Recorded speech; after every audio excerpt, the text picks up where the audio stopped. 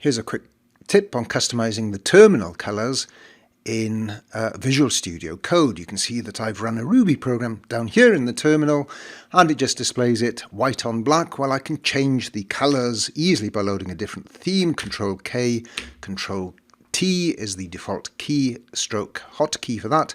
So I'll pick, well, light here. Changes all the colors, including the color of the terminal, to light.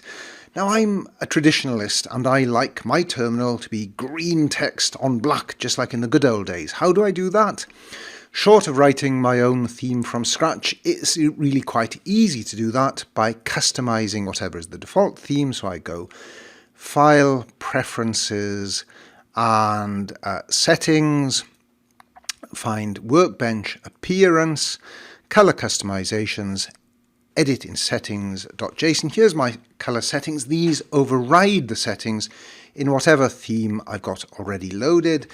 Now I've already got to save time, got the text that I need to customize the terminal. I'm just going to paste it in here.